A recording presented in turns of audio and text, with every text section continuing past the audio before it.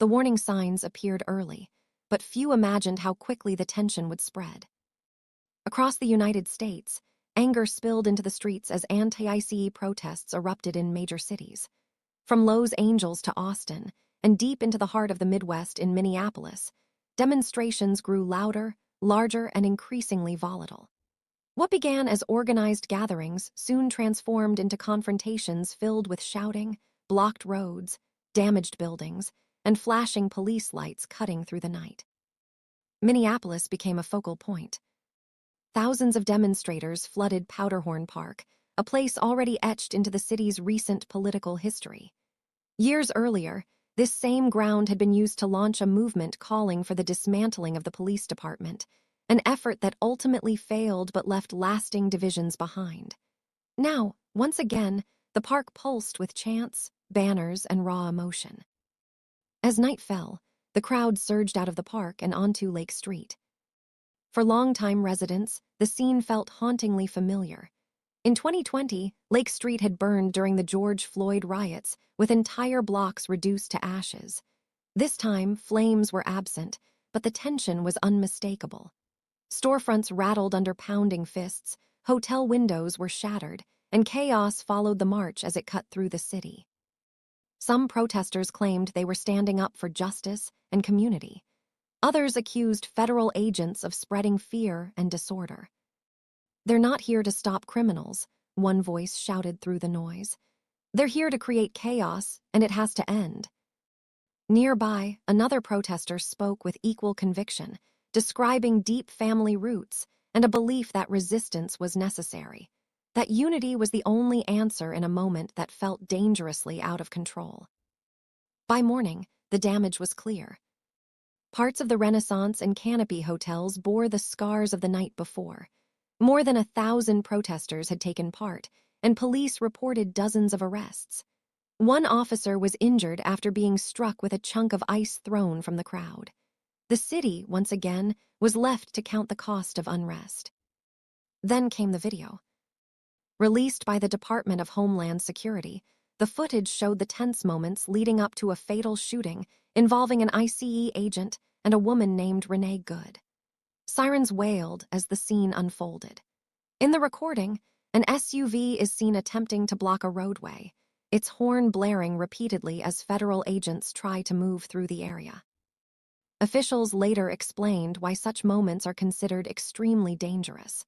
When agents are boxed in by vehicles, crowds can quickly surround them, turning a routine operation into a life-threatening situation within seconds.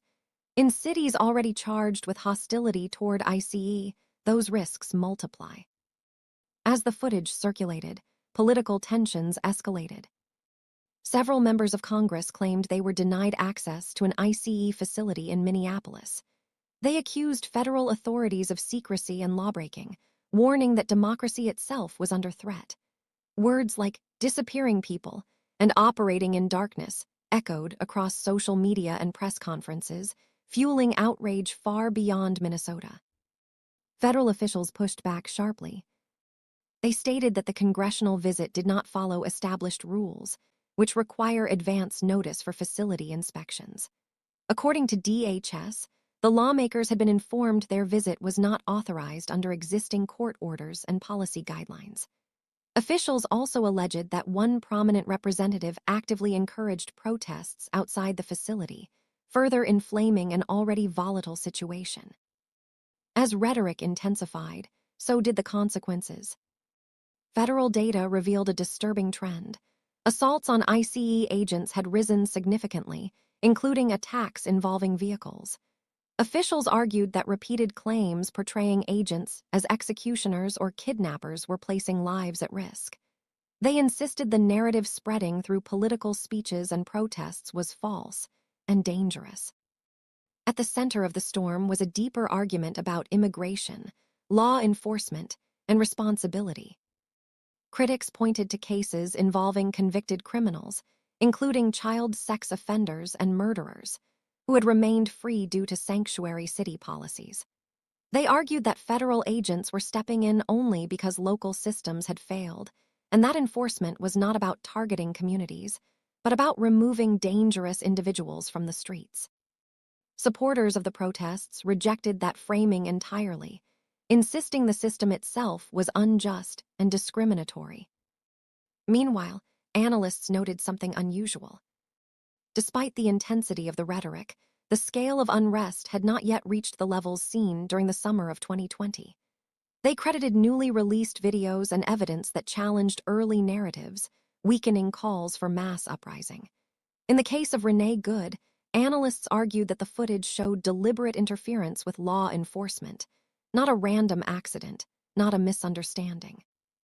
Questions followed fast. How did the country reach this point? Why were federal agents now central figures in nationwide protests? And how much responsibility lay with political leaders whose words carried weight far beyond campaign rallies? Some traced the roots back years: border policies, sanctuary laws, and public officials who labeled federal enforcement as immoral or illegitimate. Others blamed a media environment where outrage travels faster than facts. What was clear, however, was that Minneapolis was no longer just a city dealing with protests. It had become a symbol of a nation divided over immigration, law enforcement, and truth itself. A place where policy debates turned into street battles and where narratives, true or false, shaped real-world consequences. As history continues to unfold, future generations may look back on these moments and ask a single question. When everything was on the line, did leaders choose responsibility or politics?